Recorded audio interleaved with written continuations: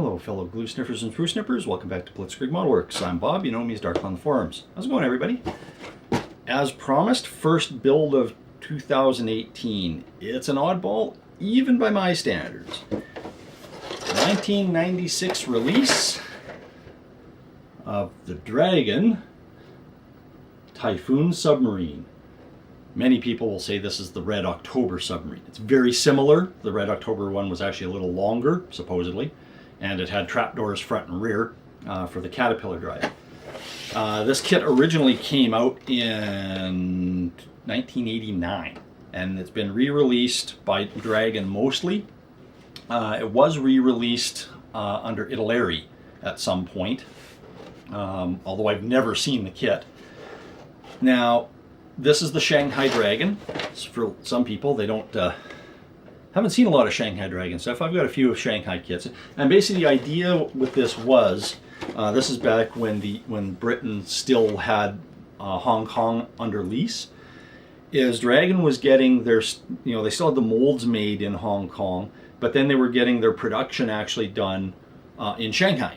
So it was a little cheaper. So instead of, at the time, this might have been like a $25 or $30 kit from regular Dragon, from Shanghai Dragon, it might have been $20, $19.95 kind of thing. Now, it's an old kit. It's been with me for a long time. Bought it new way back in the 90s. And it's kind of cool. It's a big kit. It's almost the size of this box. I'll just pull it out real quick. It's a big kit. And if you want to do it as a waterline, that's not a problem. But if you want to do it as a full-blown sub like I'm going to do, it's you got this big seam. And to compound with it, you have posable missile bay doors, but operable diving planes. And you kind of see all these little plugs, they look like. Yeah, those are actually for screws. Believe it or not, you screw this kit together. Yeah, that's what I thought too. Being that it's so long, that's actually going to help. And really, when you have it on display, you're not going to see it anyway. So I'm going to pop this over to the bench and move the camera over, and we'll go over this real quick. It's an incredibly simple kit. Is literally, like, other than this, it's one sprue of parts. That's it. So, see you in a minute. Okay, first off, as always, are the instructions. These are just simple 4-pagers, 4-page double side. It's booklet form, pretty simple. There is there is a sprue map on the back. No blue, of course, because there was never anything else done. And yes, like I said, there are screws.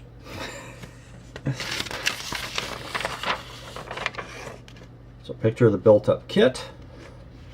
Instructions in multiple languages: Chinese, Japanese, French, German, Spanish, English. Not a lot of parts. Like I said, this is a very simplistic kit.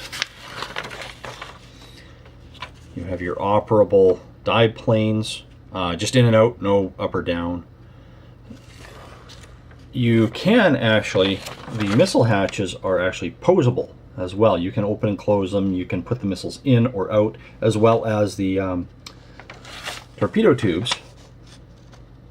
This actually works on a cam, so as you pull them out, these will retract in. As you pull them in, it will squish them out. I think that's how that works. Yeah. You screw all that together. The rear rudder assembly. There are plugs to hide the screws. Your base, tailplane assembly, your final assembly, and your color scheme, which are done in Guernsey colors, which are like almost impossible to get in Canada. I don't know anybody that has them. I had a few colors way back in the day, but Tamiya were way more popular. There's conversion kit charts out there, so I'll know what colors to use. But that's it for the instructions. Very simple. This is like a week to build this thing. I'm probably going to spend more time working on the seam around the hull than anything else, pretty much. Okay, Gonna go to the Sprue. Okay, this is the Sprue. Now bear in mind, this is a 1989 kit. Fairly simplistic. You get the big title plaque. There is no decal for that. You have to dry brush or something.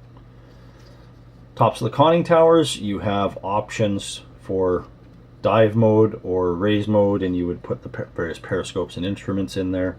The conning tower, actually the parts came off the Sprue, but for 89, not bad. Not that there's a whole heck of a lot of detail on submarines. Props. Those are your missiles, your torpedoes. And obviously if you just wanted to have it with the dive planes out and not have the torpedoes at all, you could do that. Torpedo tubes, you know, there's two that are a little different from the others. That's so they can move in and out. Those are your forward dive planes, your rear rudder, your supports for the stand, and then these are all your plugs that go into the bottom of the hull. They're not textured or anything, but the actual hull itself, if we go, there is some texture to it. They just didn't bother to transfer any of that over to the plugs that go into there, so you're on your own for that. They are slightly recessed, so you could scribe it. There is a bit of a texture. Don't know how well that's going to show through the paint. That's going to be a problem with this. These two plugs, I'm going to presume, are going to be for the stand. I'm just looking. Yeah, they're for the stand. And there's the top. There's all your other silo doors. There's the open ones.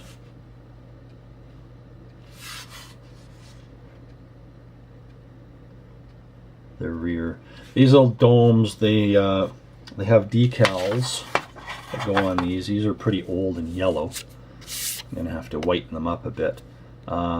These are the trifoils. That's what they call the logo for radioactive. I'm presuming those would be access points to get into the reactor, since it's a nuclear submarine. And then they have some window decals for the conning tower and a few other sections.